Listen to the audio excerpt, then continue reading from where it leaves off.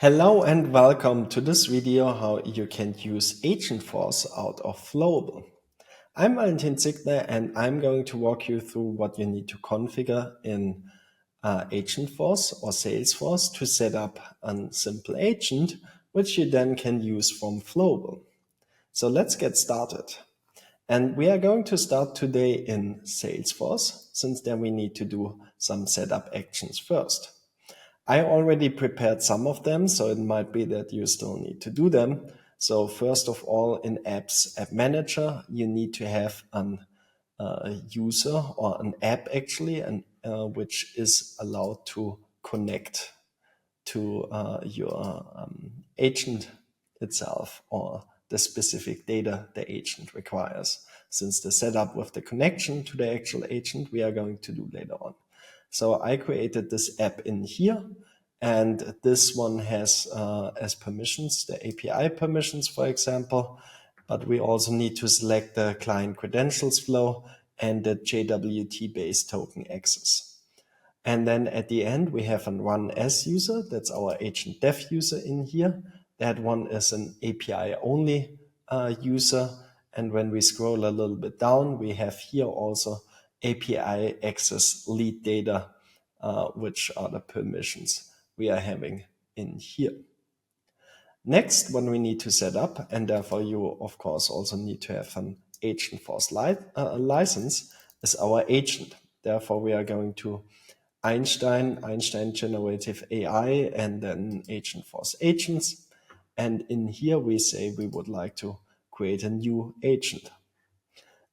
We could either create it from a template or generate with AI. I'm going to use the template here. We are just saying we are creating a service agent. You can also do that with Gen AI. But it just pre-selects here then things based on that. I don't like any pre-selected thing anyway here, since we are now going to create our own in the next step. We give it here a name.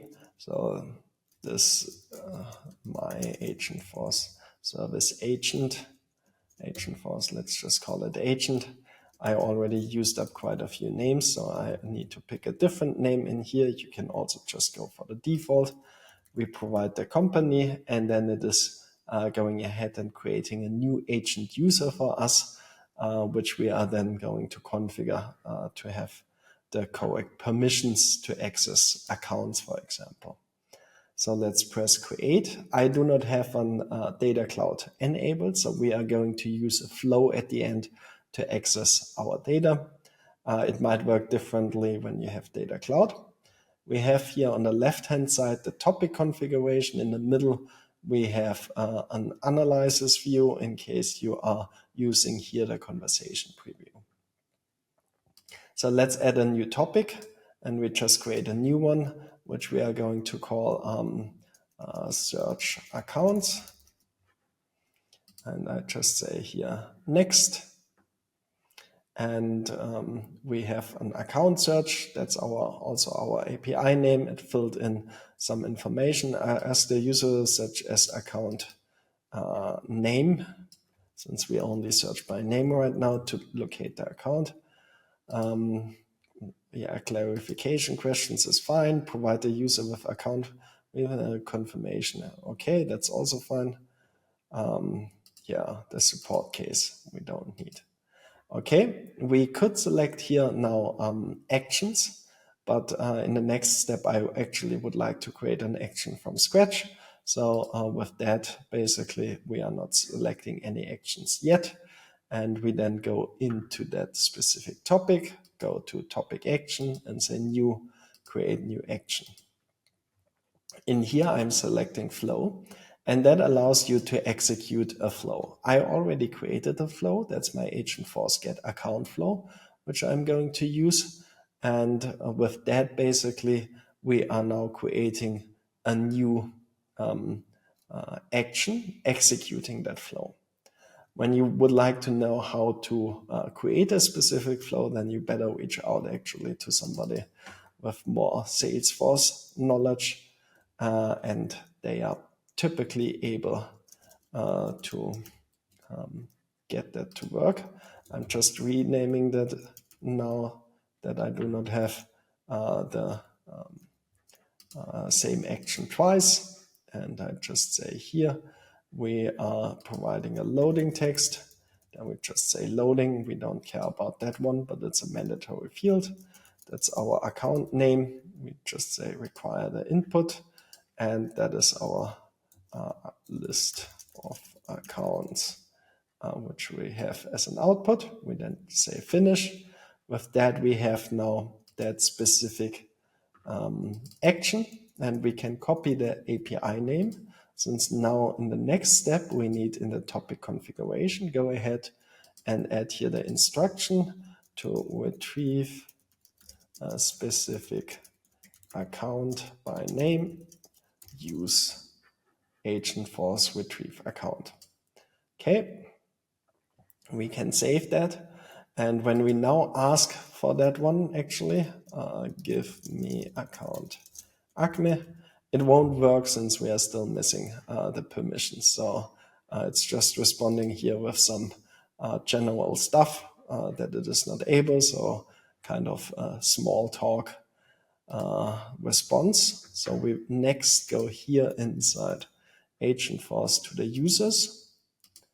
And in here, it just created a new user for us. So that's the Einstein Service Agent user.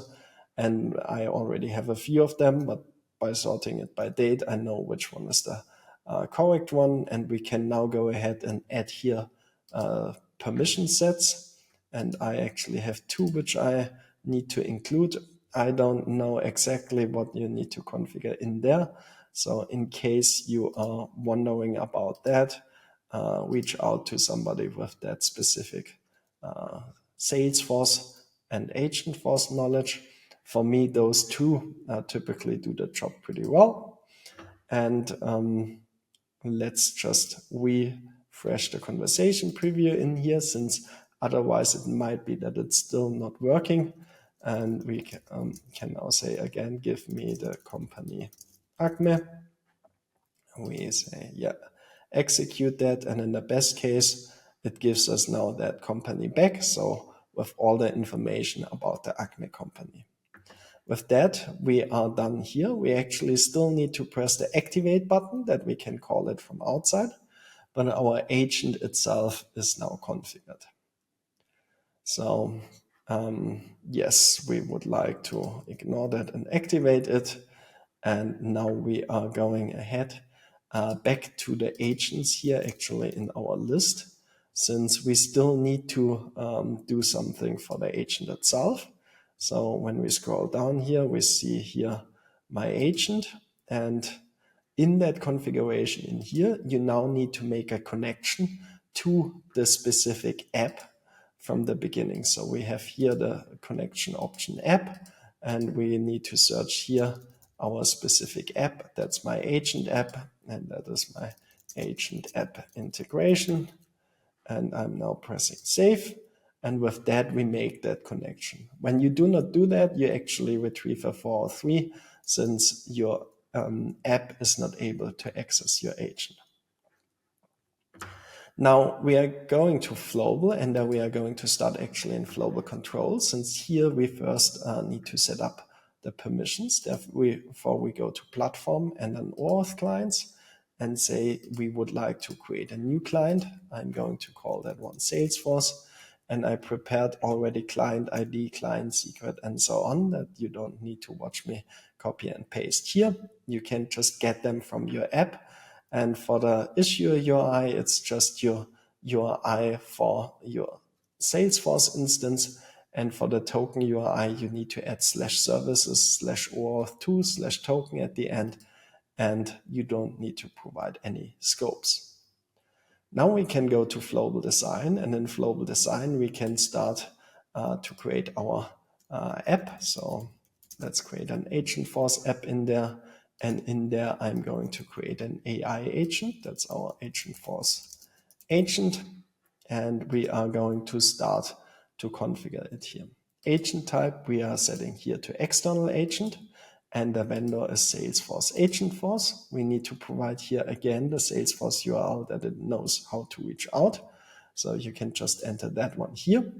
You also need to have the agent ID, and therefore I need to go back. When you are here in the agent view, the agent ID is inside the URL here, so you can simply copy and paste that from here and paste it then in here. The token type is an OAuth2 client. We call then the registration key. That is what we provided inside control as a name. So that's Salesforce in here. And with that, we have the general capabilities done, and we can add an operation. We call that get account, for example.